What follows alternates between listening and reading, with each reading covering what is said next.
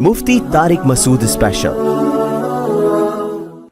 تو یہ بدعت یہ کہ ہندوؤں سے ہندو چونکہ وہ بت پرست ہیں تو ہم لے کا بت تو بنا نہیں سکتے تو مزار بنا کے پھر انہیں کو سجدہ شروع کر دو. تو یہ آیا سارا وہیں سے ہم لوگوں کے حکومت کے مزے لگے ہوئے ہیں بھائی, وہاں سے پیسہ کما رہی ہے گورنمنٹ. مزاروں پہ چندے باکس رکھے ہوئے ہوتے ہیں, گورنمنٹ نوٹ چھاپ رہی ہوتی ہے. حکومت کیوں یہ کام کرے گی؟ ان کے منہ کو لگ گئی ہے حرام کی کمائی. تو جو بھی جن کے کنٹرول میں بھی مزار ہوتے ہیں نا, سجدے کر رہے ہیں لوگ, جہنم کا سامان کر رہے ہیں اپنے لیے. ہاں طواف کرو, سجدے کرو, جاؤ آگ میں جاؤ, اللہ اٹھا کے پھینک دے گا آگ میں. خوب سمجھ لو, ان المساجد للہ فلا تدعوا مع اللہ احدا. اللہ کہتا ہے سجدہ گاہیں صرف کس کے لیے ہیں؟ اللہ کے لیے. کسی کو پکارنا بھی نہیں ہے. طواف صرف بیت اللہ میں ہو سکتا ہے, اللہ کے گھر میں. کسی مزار کا طواف کرنا, سجدے کرنا اور مزاروں پہ جانا, میلے ٹھیلے, یہ سب ناجائز ہے, حرام ہے. سمجھتے ہو؟ اور عبرت کے لیے اہل اللہ کی قبروں پہ جایا جا سکتا ہے زیارت کے لیے, لیکن آج کل جو کچھ قبروں پہ ہو رہا ہے تو وہاں کہاں سے جانا جائز ہوگا بھائی؟ وہ تو آپ ان کی برائی میں ان کی تائید کر رہے ہیں جا کے. سمجھتے ہو کہ نہیں سمجھتے؟ شیطان جو ہے نا, نے قسم اٹھائی تھی کہ اے اللہ میں ان کو جنت میں نہیں جانے دوں گا. تو شیطان اپنا کام کر رہا ہے, ایسے ایسے کام کرواتا ہے عقیدت محبت میں کہ آپ سمجھتے ہو کہ اللہ ہمارے اس عمل سے خوش ہو رہا ہے, حالانکہ اللہ ناراض ہو رہا ہوتا ہے. سعودی عرب میں کوئی مزار دیکھا آپ لوگوں نے؟ دبئی میں دیکھا؟ یو اے ای میں دیکھا؟ پورے یو اے ای میں, دبئی, ابو ظہبی, شارجہ کہیں بھی نہیں ہے. تو یہ بدعت یہ کہ ہندوؤں سے ہندو چونکہ وہ بت پرست ہیں تو ہم لے کا بت تو بنا نہیں سکتے تو مزار بنا کے پھر انہیں کو سجدہ شروع کر دو. تو یہ آیا سارا وہیں سے ہم لوگوں کے یہاں. مفتی صاحب مزار تو امام حسن, امام حسین اور حضور صلی اللہ علیہ وسلم کا بھی ہے. اسلام میں مزار بنانا ناپسند ہے. ناپسند ہے, بالکل جائز نہیں ہے. دیکھو نبی صلی اللہ علیہ وسلم کا مزار نہیں ہے. ہوا یہ تھا کہ جب سعودی عرب میں حکومت سعودیہ کا غلبہ ہوا تو انہوں نے جتنی بھی قبریں تھیں جو خلاف شریعت بنی ہوئی تھی وہ ڈھا کے برابر کر دی, سنت کے مطابق کر دی.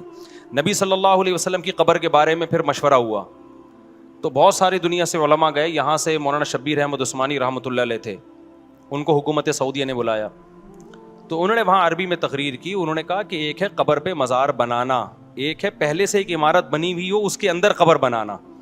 تو رسول اللہ صلی اللہ علیہ وسلم کا جو حجرہ مبارک ہے حضرت عائشہ کا, وہ پہلے سے موجود تھا, اس کے اندر قبر مبارک بنائی گئی ہے. اور قبر کے گرد تو اتنی سیسا پلائی ہوئی دیواریں ہیں کہ اس کے اندر تو کچھ ہو ہی نہیں سکتا, وہاں تو کوئی جا ہی نہیں سکتا, کیونکہ حفاظت کی نا اس کی. کوئی نبی صلی اللہ علیہ وسلم کے جسد اثر کی کوئی توہین نہ کر لے کہیں سرنگ وغیرہ بنا کے, کیونکہ ایسی کوششیں ہوئی ہیں. تو اب وہاں تو کوئی جا ہی نہیں سکتا, تو باہر ہے یہ سب کچھ جو بھی ہے. اور اس کی حفاظت کے لیے پہلے عمر بن عبدالعزیز نے 4 دیواری بنائی, 6 دیواری بنائی, تاکہ 4 دیواری اس لیے کہ بیت اللہ سے مشابہت نہ ہو اور کئی لوگ طواف نہ شروع کریں, تو 6 کونے والی دیوار بنائی عبداللہ بن عمر نے حفاظت کے لیے, تاکہ کوئی اندر جا ہی نہ سکے. پھر بعد میں سیسا پلائی ہوئی دیواریں. تو وہ قبر تو اتنی پیک ہو چکی ہے, اس پہ تو مزار بنانا یا نہ بنانا یا کچھ ممکن ہی نہیں ہے.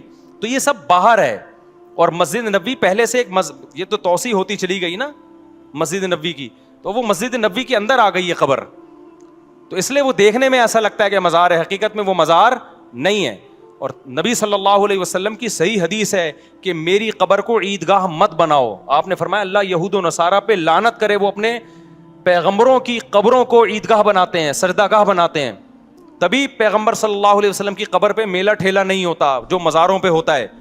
وہاں بیٹھنے کی اجازت نہیں ہے, وہاں صرف یہ کہ آپ سلام پڑھیں اور نکل لیں. تو اس لیے اللہ نے اپنے حبیب صلی اللہ علیہ وسلم کی قبر کو اس سے محفوظ رکھا ہے. لیکن آپ عبداللہ شاہ غازی کے مزار پہ جاؤ اور پیغمبر کی قبر پہ جاؤ, دونوں میں زمین آسمان کا فرق نظر آئے گا. وہاں قوالیاں چل رہی ہیں, وہاں دھمال ہو رہے ہیں, وہاں طواف ہو رہے ہیں, وہاں سردے ہو رہے ہیں. تو کیا نبی کی قبر پہ ایسا ہوتا ہے؟ بالکل نہیں ہوتا. رہا مسئلہ حضرت حسن و حسین رضی اللہ عنہما کا, تو مجھے نہیں پتا ان کی قبر پہ کیا ہو رہا ہے. اگر وہاں بھی یہ سب کچھ ہو رہا ہے جو مزاروں پہ ہوتا ہے تو وہ بھی حرام ہے بھائی.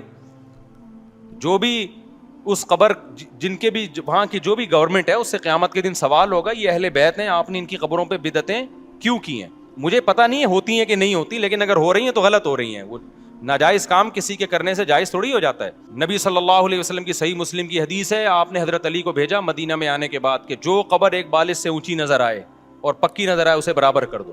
تو نہ ایک بالش سے اونچی قبر بنانا جائز, نہ اس قبر کو پکا کرنا جائز ہے. سمجھتے ہو؟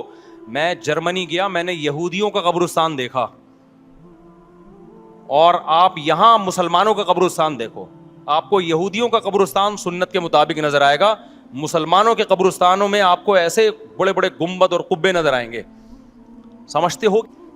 مفتی صاحب اگر 3 جمعہ چھوڑ دیں تو کیا کوئی شخص کافر ہو جاتا ہے؟ حدیث میں آتا ہے جو 3 جمعہ چھوڑ دے وہ کافر ہے. حدیث کا مطلب ہے کہ اس کے دل پہ اللہ مہر لگا دیتے ہیں, کیونکہ مسلمان جیسا بھی ہو جمعہ نہیں چھوڑتا کبھی بھی.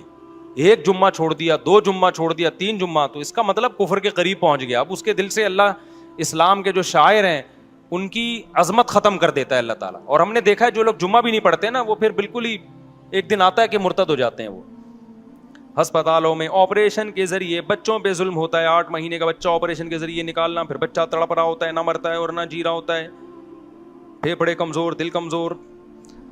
بھائی دیکھو, اگر واقعی بچے کی جان بچانے کے لیے ڈاکٹر نے آپریشن کیا ہے تو بہت اچھا کام کیا, زندگی بچا لی, ماں کی بھی اور بچے کی بھی. اور بعض دفعہ ایسا ہوتا ہے, سینکڑوں میں کوئی 1 آدھ کیس ایسا ہوتا ہے کہ آپریشن کرنا ضروری ہوتا ہے, لیکن زیادہ تر ایسا نہیں ہو رہا. میں اس کا گواہ ہوں, میرے ساتھ ایسا ہوا ہے بہت دفعہ. ہمارے یہاں بچے کی ولادت ہونے والی تھی, ڈاکٹر نے کہا آپریشن ہے, لیڈی ڈاکٹر تھی, ہم نے کہا نہیں ہوگا آپریشن, دوسری لیڈی کے پاس لے گئے, نارمل بچہ پیدا ہو گیا. سمجھتے ہو؟ ایک دفعہ تو کیا ہوا, ڈاکٹر نے کہا کہ بھائی یہ مفتی صاحب, یہ لیڈی ڈاکٹر نے کہا یہ آپریشن ہی ہے. میں نے کہا جتنے پیسے آپریشن کے بنتے ہیں نا آپ مجھ سے ایڈوانس میں لے لو, بچہ نارمل ہوگا, میں آپ کو پیسے آپریشن والے دوں گا. بل آپ نے کون سا بنانا ہے کہ آپریشن ہوا ہے, بچہ الحمدللہ کیا ہوا, نارمل. آئی بات سمجھ میں؟ تو ہم تو اس کے چشمدید گواہ ہیں کہ ڈرامہ ہو رہا ہے ہسپتالوں میں. اور یہ دوسرے ملکوں میں یہ گڑبڑ نہیں ہے, چائنا میں, امریکہ میں, لندن میں ایسا نہیں ہوتا کہ کسائی بنے ہوئے لیڈی ڈاکٹر, یا چار نہیں ہو رہا چل بھائی نکال بچہ, وہ چیر پھاڑ کیا. جیسے کسائی نہیں کر رہے ہوتے بقرعید میں, کئی جانور گرانے ہوتے ہیں نا انہوں نے, تو ایک کو پکڑایا, پھر وہ کہتے ہیں ہم دوسرا گرا کے آ رہے ہیں تو اس کو نمٹا. تو ڈلیوری کے کیسز جب ہسپتال میں زیادہ ہوتے ہیں, تو میں ان لیڈی ڈاکٹروں کی بات کر رہا ہوں جو میرا بیان نہیں سن رہی, وہ ڈاکٹر کم قصائی زیادہ بنی ہوئی ہوتی ہیں. 2 وجہ سے آپریشن زیادہ کرتی ہیں گائنی کی ڈاکٹریں. اس میں تو اب میل ڈاکٹرز بھی بہت آ گئے ہیں. ایک ٹائم شارٹ ہے ہمارے پاس, کیونکہ نیچرل جب ڈلیوری ہوتی ہے تو وہ ڈاکٹر کی مرضی پہ نہیں ہوتی, وہ خدا کی مرضی پہ ہوتی ہے. سمجھتے ہو کہ نہیں سمجھتے؟ جب اللہ چاہے گا تو بچہ دنیا میں آئے گا, ٹھیک ہے نا. اب اس میں 1 ہفتہ ڈیلے بھی ہو سکتا ہے, 15 دن ڈیلے بھی ہو سکتا ہے, بعض دفعہ وقت سے 15 دن پہلے بھی ہو سکتا ہے جو ڈاکٹر نے. اب ڈاکٹر انگیج رہتی ہے اس میں, ڈاکٹر کہتی ہے یار یہ بڑی ٹینشن والا کام ہے, میں نے ڈیٹ دی ہے 5 دسمبر فار ایگزامپل, 5 دسمبر کو ہی اس کو آنا ہے, میں نے اپنا ٹائم, میں نے سلاٹ خالی کیا اس کے لیے, نہیں آ رہا اپنی مرضی سے, چل بھائی ٹھڑک ٹھڑک یہ گاڑا نکالا, سیا, چل بھائی. اور یہ اتنا آسان نہیں ہوتا, پتہ نہیں کمر میں انجیکشن لگ رہے ہوتے ہیں, ریڑھ کی ہڈی کے گودے نکل رہے ہوتے ہیں, کیا کیا. اس کے بعد عورت کا بیڑا غرق. وہ بیچاری اتنی ٹینشن میں عورت آتی ہے نا. اللہ نے ایک تکلیف عورت کے لیے رکھی ہے نیچرل ڈلیوری میں, وہ بہت سخت تکلیف ہے, لیکن وہ ایک کچھ دیر کی تکلیف ہے, اس کے بعد اس کے لیے راحت ہی راحت ہے. آپریشن میں وقتی تکلیف نہیں ہوتی, لیکن تکلیفوں کی ایک طویل سلسلہ شروع ہو جاتا ہے عورت کے لیے. پھر بچے بھی زیادہ پیدا نہیں کر سکتی, وہ کہتے ہیں نا بس 2-3 سے زیادہ نہیں ہو سکتے. ایک تو یہ وجہ ہے. دوسری وجہ یہ ہے کہ ہسپتالوں نے ڈاکٹروں کو یہ ٹھیکہ دیا ہوا ہوتا ہے کہ ہم نے سال میں اتنی ارننگ کرنی ہے اور یہ آپ کے ہاتھ میں ہے. تو آپریشن میں بل زیادہ بنتا ہے, پیسے زیادہ آتے ہیں, تو آپ کو کیا پاکستان میں ایمانداری چل رہی ہے کیا ہے بھائی؟ تو بھائی ظاہر ہے 2 نمبر ڈاکٹر بھی ہیں, 1 نمبر بھی ہیں. تو یہ گائنی میں یہ بڑی بدماشیاں ہو رہی ہیں, ہمارے بہت دفعہ کے تجربے ہیں. تو اس لیے جب بھی بیگم کو کوئی ڈلیوری کا مسئلہ ہو تو پہلے یہ تحقیق کرو کہ گائنی کی یہ ڈاکٹر کے پاس جتنے کیس آئے ہیں ان میں آپریشن کتنے ہوئے ہیں. پہلے اطمینان ہو جائے کہ یہ نارمل ڈلیوری کرتی ہے, پھر اس کے پاس لے کے جاؤ. پھر اگر وہ کوئی خدا نخواستہ کیس بگڑ جائے. اچھا بھی بتاتا ہوں میں. بہت سے لوگ جمعہ پڑھنے آئے ہیں, بھائی جمعہ ہو گیا ہے. میں نے اعلان کیا تھا کہ 11:15 بجے بیان شروع ہوا کرے گا, 1 بجے بیان ختم ہوگا, 1:15 بجے جمعے کی نماز کھڑی ہو جایا کرے گی. ہم نے واٹس ایپ پہ بھی گھمایا, ادھر بھی اعلان لکھ دیا, ہر جگہ پھیلا دیا. تو اس لیے جمعہ ہو گیا.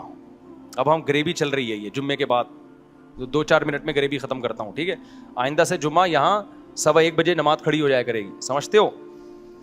تو اس لیے جب بھی کوئی ایسا پریگننسی کا مسئلہ ہو تو آپ نے ایسی ڈاکٹر تلاش کرنی ہے جس کے بارے میں رپورٹ ہو کہ یہ آپریشن نہیں کرتی. اور اگر اللہ نے آپ کو مالی وسعت زیادہ دی ہے تو اس کے کان میں جا کے کہہ دو, ایسے کسی لیڈی ڈاکٹر کے کان میں کہو گے بیوی پکڑ کے کوٹ دے گی آپ کو, تو کان میں نہیں کہو, جیسے بھی کہنا ہے پرچی پہ لکھ کے دے دو اور بیگم کو دکھا دو یہ لکھ کے دے رہا ہوں, ورنہ قیامت تک شک کرتی رہے گی پتہ نہیں کیا لکھ کے دیا ہے. حقیقت بتاؤں آپ, قیامت تک شک کرتی رہے گی وہ. تو آپ اس کو بیگم کو بتا دو یہ لکھ کے دے رہا ہوں, اس کو بتا دو کہ بھائی آپ اگر اللہ نے آپ کو مالی وسعت دی ہے کہ آپ نارمل ڈلیوری کریں, ہم آپ کو پیسے زیادہ دے دیں گے. ہاں ہم نے اعلان کر دیا کہ جمعے کی نماز کے لیے نہ بیٹھے. اچھا میرے بھائی, آج کا احتجاج کیسا ہونا چاہیے؟ روڈوں کو بند کرنا چاہیے نہیں, جو گاڑی جلائیں گے ان کو منع کریں. بھائی نہیں, ایسے گاڑی کس بیس پہ جلا رہے ہو خدا کے بندو؟ تمہاری گاڑی کوئی احتجاج میں جلا دے, فضول بات ہے بالکل. روڈ ووڈ بھی بند نہ کرو, روڈوں کو بند کرنے سے بڑا نقصان ہوتا ہے. میں نے موتیں ہوتی دیکھی ہیں, کوئی ایمرجنسی ہے جا رہا ہے روڈ بند, مر گیا بیچارہ وہیں پہ, تو بڑے مسائل ہوتے ہیں. ہماری مسجد کے امام صاحب نے یہ ترتیب شروع کی ہے کہ جمعے کے دن بیان کے بعد اذان اور اس کے بعد خطبہ اور اس کے بعد جماعت, بیچ میں 4 سنت کے لیے ٹائم نہیں دیتے, غلط کرتے ہیں. 4 سنت کے لیے سنت موقدہ ہیں, یہ ٹائم دینا چاہیے امام صاحب کو. استاد یہ سوال یہ ہے کہ قصوروار مرد بھی ہوتا ہے لیکن حلالہ عورت کے ساتھ خاص کیوں ہے؟ 20 دفعہ جواب دے چکا ہوں میں. مرد نے 3 طلاقیں دیں تو آج بھی بیان میں نے اس کو بتایا, تو اسلام مرد کو سزا دے رہا ہے کہ اب یہ تمہارے ہاتھ سے نکل گئی ہے, تم جذباتی ہو, تم غصے میں 3 دے سکتے ہو, غصے میں تم چاقو بھی مار سکتے ہو, تمہیں اپنی زبان پہ غصے میں کنٹرول نہیں. اور حقیقت یہ جس آدمی کو کنٹرول نہیں وہ گھر بسا بھی نہیں سکتا. تو اب عورت کو پابند تھوڑی کیا کہ تم حلالہ کر کے واپس آؤ, اسلام تو کہہ رہا ہے جاؤ بس چھٹی ہو گئی تمہاری, کہیں اور شادی کرو تم. اب آپ کہتے ہیں بیچاری کہاں شادی کرے, پہلی اتنی مشکل سے ہوئی تھی. تو یہ اسلام کا قصور نہیں ہے, یہ کلچر کا قصور ہے. کلچر میں 2-3 شادیوں کا رواج نہیں ہے, جس کی وجہ سے کنواریوں کی آسان سے نہیں ہو رہی, تو اس طلاق یافتہ کی آسانی سے کہاں سے ہوگی؟ صحابہ کے دور میں مرد نے 3 طلاقیں دی تو عورت کو 20 رشتے ملتے تھے, اس سے پہلے سے اچھے مل رہے ہوتے تھے. کتنے واقعات ہیں. تو اب اگر عورت کا گھر تباہ ہو رہا ہے تو اسلام کا قصور نہیں ہے, ہمارا قصور ہے کہ ہم نے 3 طلاقوں والا قانون اسلام سے لے لیا, اور طلاق والا قانون ہم نے اسلام کا لیا, اور شادی کتنی کرنی ہے یہ والا ہم نے ہندوؤں سے لے لیا. تو ایڈجسٹ ہی نہیں ہو رہے ہیں وہ آپس میں. تو اسلام جب 3 طلاق کو 3 کہتا ہے تو زیادہ شادیوں کی بھی اجازت دیتا ہے تاکہ عورت کے لیے رشتوں کی کمی نہ ہو. اب یہ نہیں کہ طلاق کو چینج کر دیں, بلکہ اپنے آپ کو چینج کریں, شادیوں پہ سیٹ ہو جائیں آ کے. میں جو شادی کرتا ہوں میرا دماغ نہیں خراب ہے میرے بھائی. سوسائٹی میں تباہ کاریاں دیکھ رہا ہوں میں, عورت کو برباد ہوتے ہوئے دیکھ رہا ہوں میں, تو میرا کوئی کھوپڑی خراب نہیں ہے. مجھے کیا اس سے کہ آپ شادی کرو نہ کرو, میری تو ہو گئی ہیں, اور کیا. پھر بھی اگر میں کہہ رہا ہوں تو پھر آپ کے لیے کہہ رہا ہوں, میں اپنے لیے نہیں کہہ رہا, عورت کے لیے, عورت کے فائدے میں کہہ رہا ہوں. دیکھو شادیاں اگر عیاشی ہوتی تو انگریز کرتا نا, عیاشی کا شوق انگریز کو آپ سے زیادہ ہے. اس کو پتا ہے بھائی ایک کر کے وہ 50 سال میں ایک کر رہے ہوتے ہیں, کہہ رہے ہیں ابھی سے باؤنڈ نہ کرو اپنے آپ کو, اور میں آپ کو بالغ ہوتے ہی 4 شادیوں کی ترغیب دے رہا ہوں. تو یہ عیاشی تھوڑی ہے, یہ تو آپ کو پھنسا رہا ہوں میں. عیاشی عورت کی ہے, عورت کی عیاشی ہے کہ اس کو ٹائم پہ اچھے سے اچھا رشتہ ملے گا. کیونکہ آپ جب نکاح کا پیغام بھیجو گے تو عورت مجبور نہیں ہوگی آپ کی دوسری بیوی بنے, وہ کہے گی میں آپ سے اچھے کو دیکھوں گی.